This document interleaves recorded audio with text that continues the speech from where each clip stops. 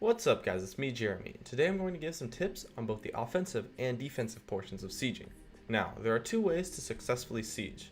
The first one is to poke, and the second one is to push. In the poke strategy, you focus on poking down your opponents with high range abilities in an effort to force them off of the tower or get them low enough to tower dive. Once you poke them down, you can either take the tower for free or try to dive them in an effort to win a fight that could result in multiple towers. This strategy is a little bit harder to execute because it does require a good team comp that can poke well, but it is extremely effective when executed properly, as it forces your opponents completely off of the tower. In the push strategy, you focus on pushing the lane super hard, while your ranged champions poke down the tower. You keep doing this each wave until finally you take the tower down. Once the tower goes down, you can initiate onto your opponents or just push for another tower. One thing to note is that it's important to have something that defends your minions in this strategy. If you don't, your opponents can just clear the wave and there's nothing you can do about it. So even if it's as simple as a card this wall, or something more complicated which you will usually have, like a tank having to zone out the enemy team, you need to have this necessary frontline presence to stop your opponents from clearing the waves too fast so that you can poke down the tower.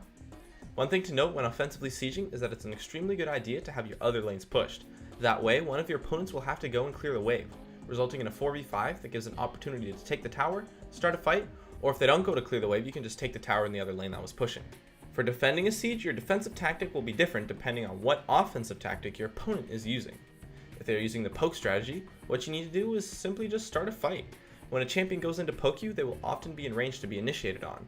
It's usually the champions that are squishy that are the ones doing the poke, so you can catch them out with some crowd control and win a fight fairly easily, as long as you manage to start the fight while your whole team is healthy.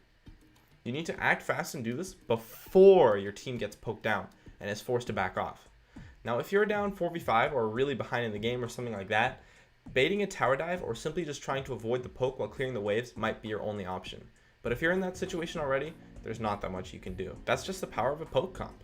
For defending against the push strategy, you need to poke down the enemy front line while clearing the waves in the best way that you can. You should be able to safely hit the enemy frontliner due to the tower, and once you get rid of the opponent's front line, you should be able to simply just clear the waves before your opponents get a chance to hit the tower. And if they overextend for a few more hits onto the tower, you can catch them out with some crowd control and get an easy pick. It's important to keep up with the push though. You need to clear the waves relatively fast, otherwise the opponents will have a large window to hit the tower. One thing to note when defending a siege is that fighting is often a good idea, as long as you are not at too big of a disadvantage. Catching out carries while they hit the tower is actually not that hard because they're in range to hit the tower, so you can capitalize on their overextension for an easy pick. So that's it for my video on sieging.